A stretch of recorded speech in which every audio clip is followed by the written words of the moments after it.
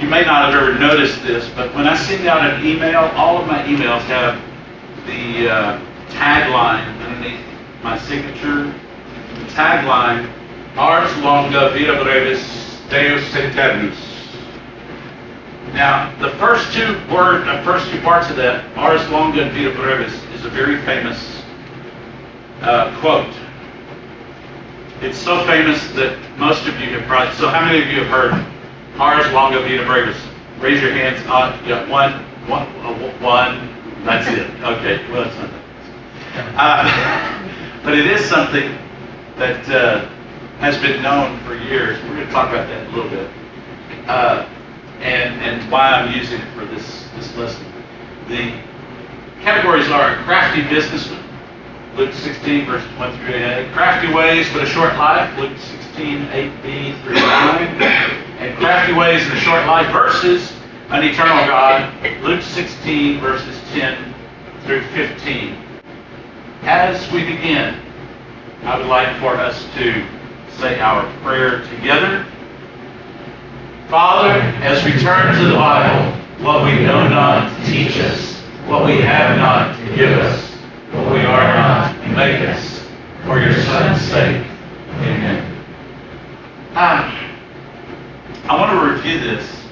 We only have this lesson and two more in parables, but I just wanted to review. And it's kind of important with today's parable. Some of the principles that we've been operating under. Read them as simple stories, not as allegories. Identify the audience that's listening and the culture in which they lived. Take note of what prompted the parable. Look for connections and groupings of parables. For example, Luke 15, lost things. Keep the main thing the main thing. The kingdom is the main thing. Okay? So those are principles that you use in determining what the parable actually means. Now, a lot of times Jesus would just turn around and he would say, "This is what it means." Let me give you the explanation here. You know, a lot of times he would do that, but not always. Okay? So now, why Ars Longa, Vita Brevis, Deus Eternus? It started with Hypocrites, but it was in Greek. Tekne makre, bios gracchus, and Venus Deus. Ionos? Yeah, that is an L, isn't it? Thank you. I? Oh, the second letter, yes. Thank you. Ionos, which is Eternus. I mean, translated, the Latin is the middle.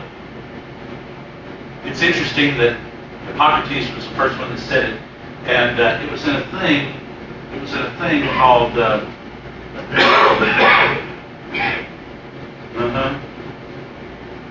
famous sayings, witty sayings, and I can't think of the right term, but it's the title. Actually, I think I may have even listed it in here later. But the thing is, what he was saying was, craft is long.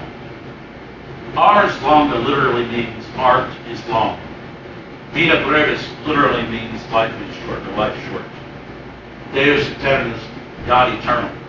I added this when I started putting that as my byline, so to speak, you know, my signature on emails. I added the Deus Eternus because I just thought it wasn't. Yes, it's true. Art is long, craft is long. What we build lasts longer than we do. Well, what we produce, what we create, will outlive us. Is the meaning of it. Even though life is short, what we do with that life will live on beyond us. And by the way, that's true even in a good way and a bad way. I mean, you know, you may not think that what you do will live on beyond you, but it will. Through your kids, through your friends, through your family. I mean, there's things that live on even after your life is over. So today we're talking about Ars Longa, and we're talking about life being short, and we're talking about God being eternal. So that's why I chose this particular title.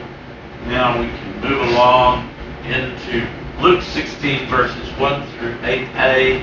This is the section that I subtitled Ars Longa. Let's read it.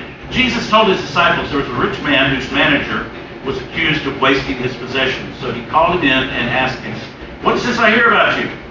Give an account of your management, because you cannot be manager any longer." The manager said to himself, "What shall I do now? My master is taking away my job. I'm not strong enough to dig, and I'm ashamed to beg. I know what I'll do. When I lose my job here, I know what I'll do so that when I lose my job here, people will welcome me into their houses." So he called in each one of his master's debtors. He asked the first, "How much do you owe my master?" 800 gallons of olive oil, he replied. The manager told him, "Take your bill, sit down quickly, and make it out for 400. Then he asked the second, "And how much do you owe?" 1,000 bushels of wheat, he replied. He told him, "Take your bill and make it 800 bushels of wheat." The master commended the dishonest manager because he had acted shrewdly. Now, that's a story. Is that not the weirdest parable ever? I mean, who's the good guy in this parable? Anyone? Okay? So what questions or comments do you have about the parable itself, just that part? Questions, comments? Why was he lessening their debt? Oh, well, what he's doing, he's cooking the books so that later on, when he's out of a job, he'll say, "Hey, remember me? Remember me? Hey, can you give me a place to live? Can you let me hang on? Could I borrow $200? You know?" And of course they're going to say, "Yeah." You know, right? And it only talks about two of them. He only mentions two of them in the story. He might have done that with everybody that the guy was collecting from. What else? What questions or comments? Why would his master commend him? Well, what does it say? For his shrewdness. For his shrewdness. I was thinking, because he was going to lose his job, but I look at the crooked politician part. Yeah, and we think of crooked politicians. But why did he commend him? He got some of his some of what So he people did owe get him. some of his bill paid. That's a good point. That's a good point. Got them to pay off. Did he fire him, or did he keep him? Well, you know, we don't know that part of the story. We don't know that part of Did the he story. say, "You did great, but you're fired"? Yeah. To be stoned. I see it more like, have you ever gone up against an opponent, maybe in an athletic event, or you've been working against somebody and they come back with a brilliant move and undercuts you, and you go, "Dang it." And the response is, "Well played." You ever heard that phrase? Well played. I think that's what the guy was saying was, "Well played. Now get out of here." I'm impressed. In other words, I'm impressed. That was pretty slick, dude, but get out of here. Yes, ma'am. What were you going to say? Kind of reminds me of advertisements you see on TV that said, "Do you owe the IRS all of this amount of money? We can reduce it to. That's what right. is your credit card debt? We can reduce it." Right. That's exactly right. That's exactly right. They just reduce it for the debtors, but they make their money. So what's your opinion of the business owner? By the way, I use the term business owner instead of just rich man because I figure these are business transactions that's taking place. And yes, he is a rich man, but he is rich and operating his business. So what is your opinion of the business owner? What do you think about it? I don't think there's anything in there that says that the guy wasn't not running the business well, and I think he had a right probably to fire him. Yeah, and we don't know what kind of investigation he did, or we don't know any of that, do we? And so, you might think, well, the dude didn't even give the guy a chance, That's what He didn't deny it in the scripture. Yeah. In the story, he didn't deny that he had done it wrong. Okay. I look at it like an audit. He's telling him he's going to audit his stuff. Right. Because he doesn't, and so the guy has an because otherwise he wouldn't have the opportunity. That's To true. go back, because normally when you're called in like that, you're gone Yeah. then. It's That's not it. like it's. Yeah, We're exactly. gonna leave you around for a couple weeks so you can rip off a little bit more. Look Right. at your point. They never gave him a chance. Maybe he has something to prove to them, and God used his gifts to show them something. Okay. What's your opinion of the business managers?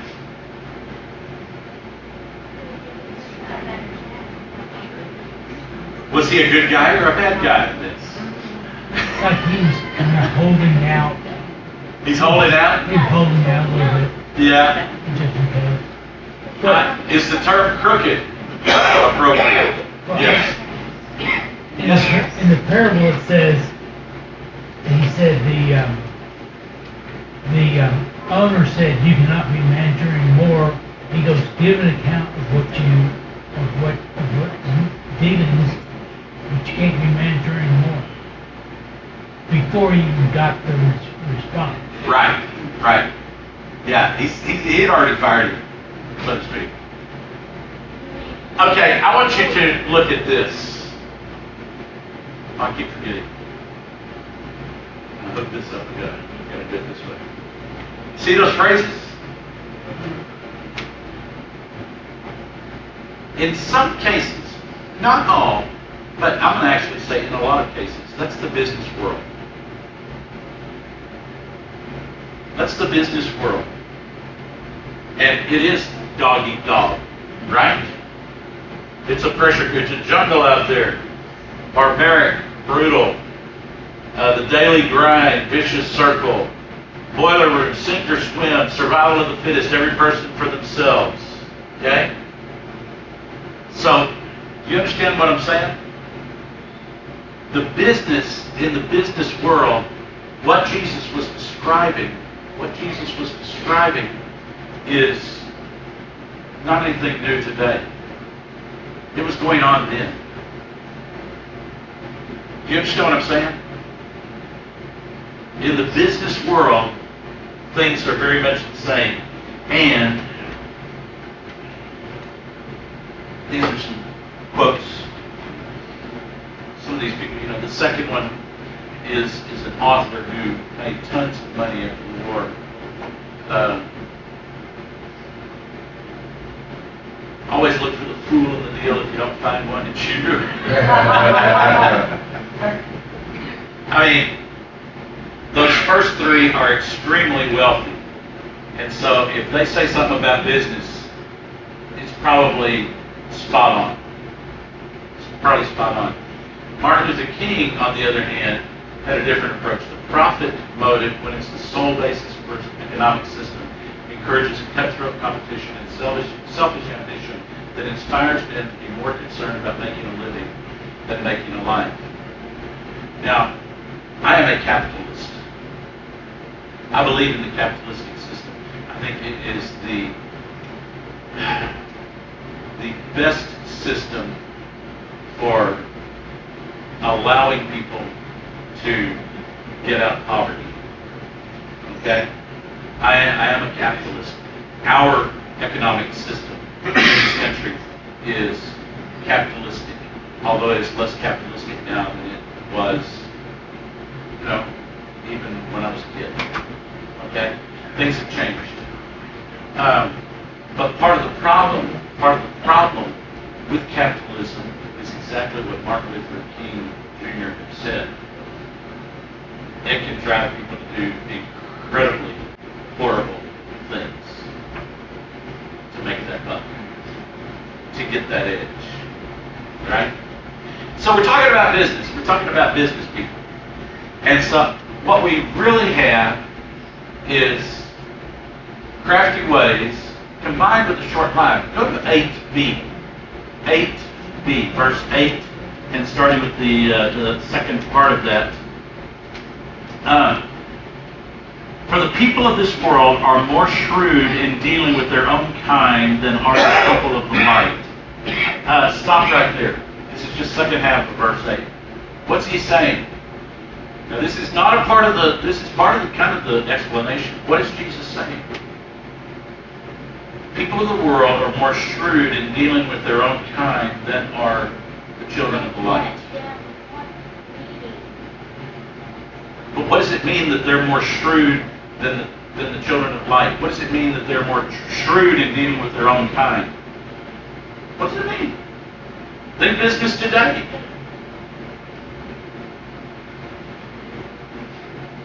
It just means because they're more cutthroat, or they're more willing to do things that are not necessarily. There's even a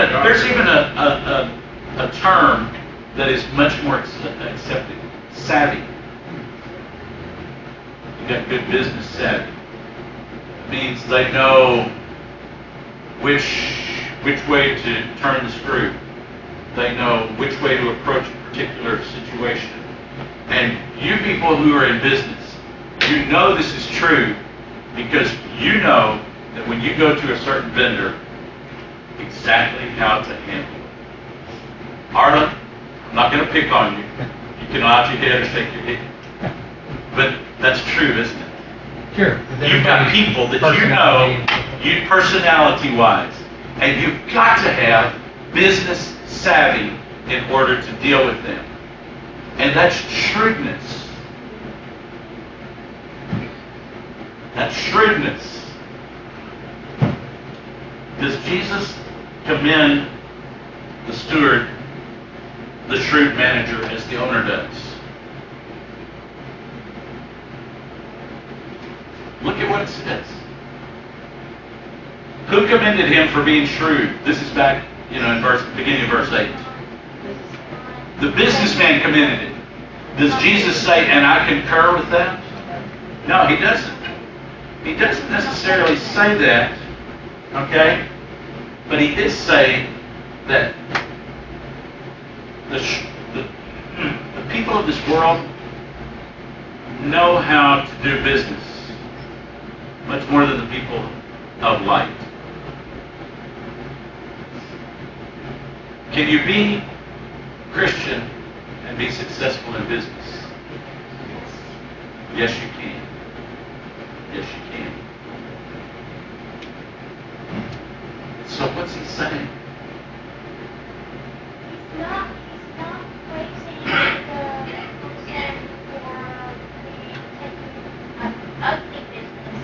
He's just proving a point that the business owner that did it made different moves in their business to make their business a success. Okay.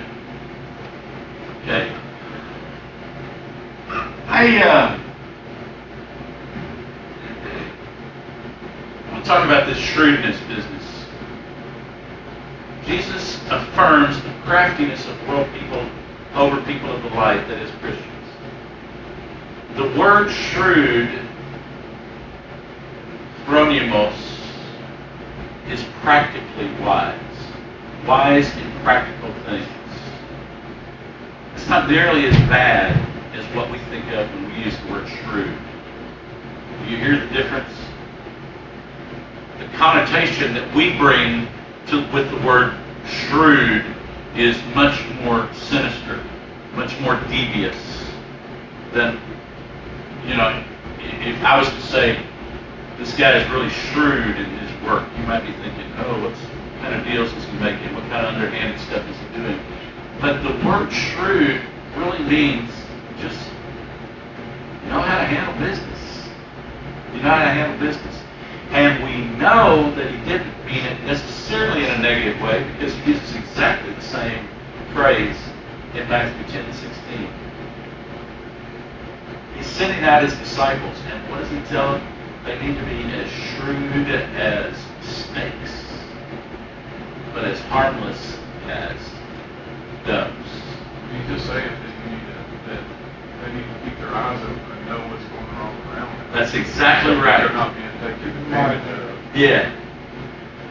This morning as I was leaving the house, we had to put a rope because the gate is broken down and the cattle guard, Elmo, likes to tiptoe to us and get out the cattle guard. So I just have a rope stretched across there, right? I got out to put the rope back on. And of course I'm using a cane, right? And so I put the cane on the pipes, just to steady myself. It's not any big deal. But then I moved it over to the next one, and it went slithered away. I've got a picture of the most gorgeous red racer sticking his head up out of that cattle yard. Yeah, beautiful red racer. And I'll show you.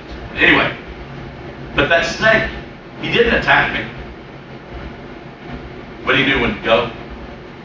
And he had been there when I walked right over where he was, and was still there when I came back. And when that stick got close enough to him, he said, "Okay, it's time to go now." Shrewd as a snake, because he wasn't a snake. Okay. So shrewdness, Jesus affirms the shrewdness in that sense, but he doesn't commend him for his actions. He doesn't commend him for stealing from the owner, which is basically what he did. Okay? Moving on. In addition to affirming the craftiness of worldly people over the children of light, he affirms the futility of seeking after worldly wealth. Look at verse 9. Verse 9 says this: "I tell you, use worldly wealth to gain friends for yourselves, so that when it's gone, you will be welcomed into eternal dwellings." Want to hazard a guess as to what that means?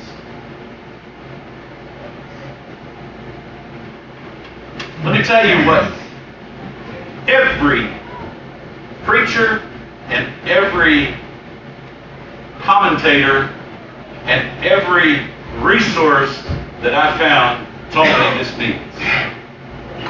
And then I'm going to tell you what I think it means. In other words, I'm out in left field, so y'all accept what you know to be from tried and true.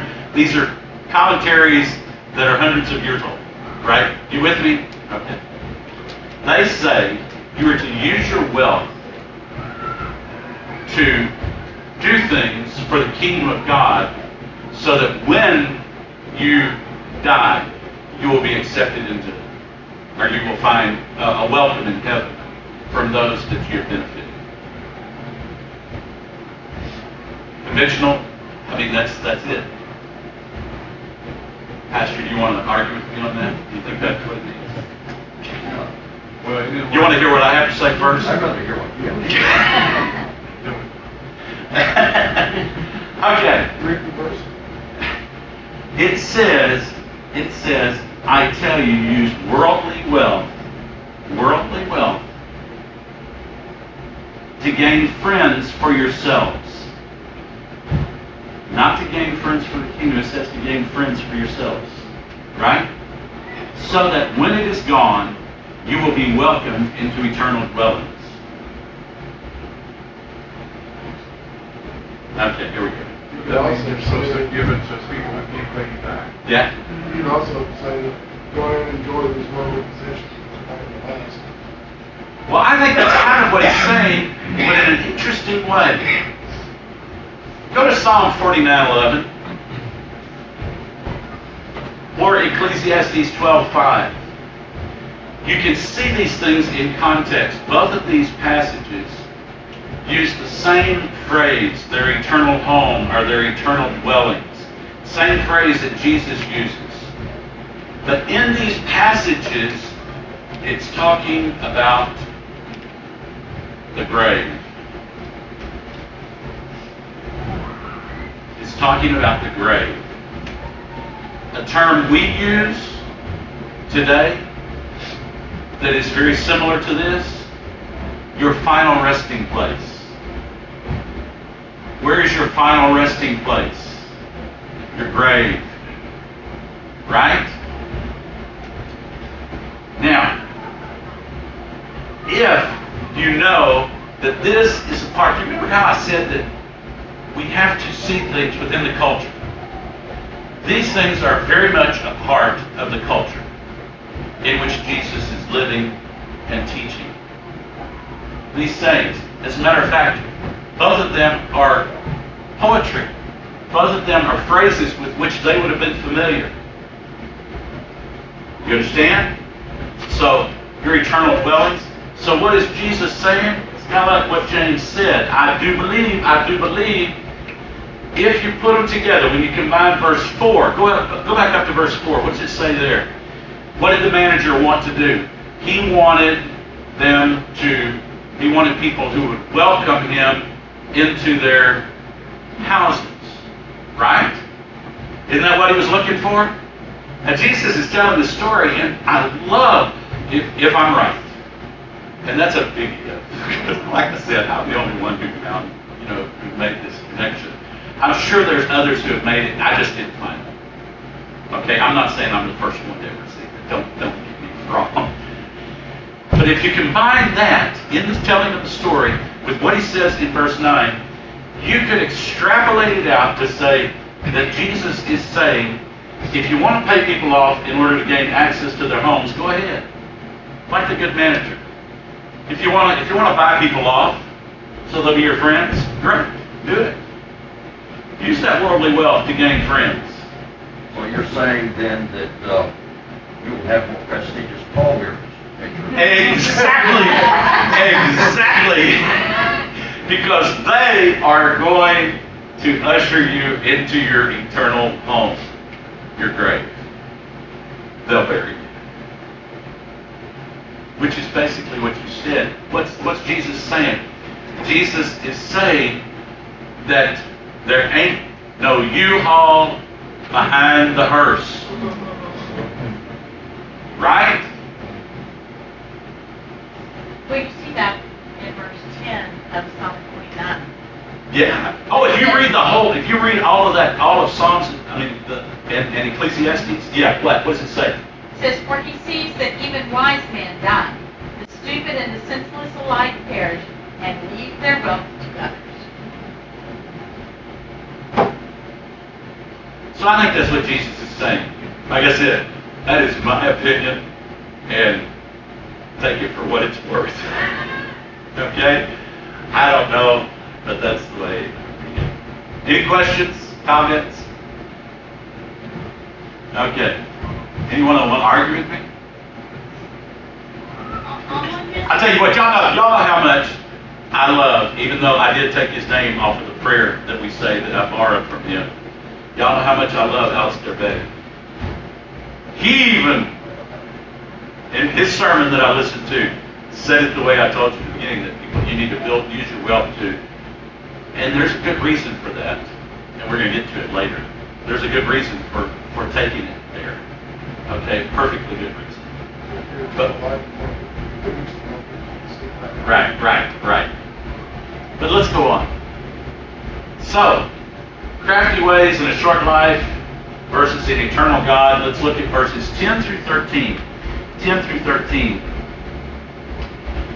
Whoever can be trusted with very little can also be trusted with much, and whoever is dishonest with very little will also be dishonest with much. So if you've not been trustworthy in handling worldly wealth, who will trust you with true riches? And if you have not been trustworthy with someone else's property, who will give you property of your own? No servant can serve two masters. Either he will hate the one and love the other, or he will be devoted to the one and despise the other. You cannot serve both God and money. Yeah, that's right. What questions or comments? Is it clear as mud?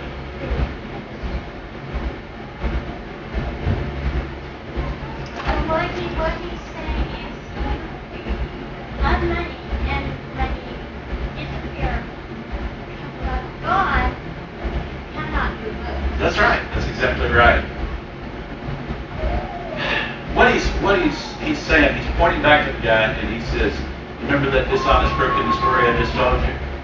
It's a pretty good example of someone who can't be trusted. And if you can't be trusted in that. You can't be trusted in anything. And you people, you can't even handle worldly stuff properly. You don't even realize you're going to die and it's all going to be left behind. You think you're doing something. Well, why do you think you don't understand heavenly things? And then he drives it home. Oh, he drives it home by saying, you can't serve God and money. You got to choose one or the other. So let me ask you a couple of questions. You don't need to answer these out loud. Where does your loyalty lie? Who or what is your master?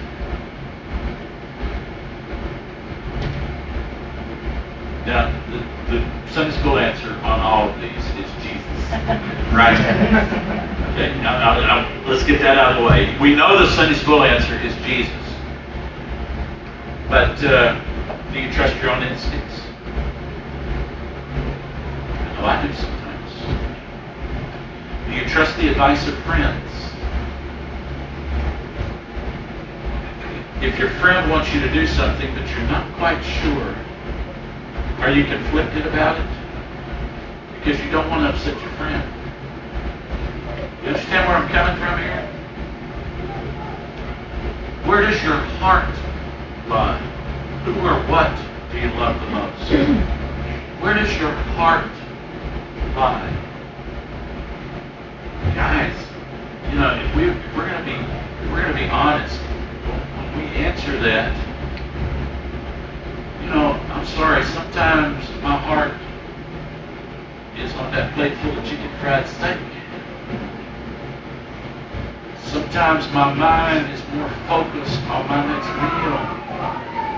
Sometimes my mind is more focused on getting out of debt than it is on asking God to help me with that.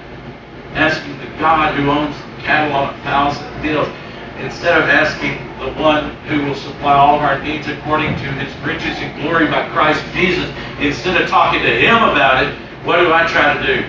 I try to figure it out. So where's my heart? My heart is concerned with all those things. My heart is laden down with all of those things. My heart's with my older son. We talked about the prodigal son last week. My heart is with that boy. And yet I have to turn his heart and my heart over to God. Where does your heart lie? Where is your mind fixed? When troubles come, where do you turn?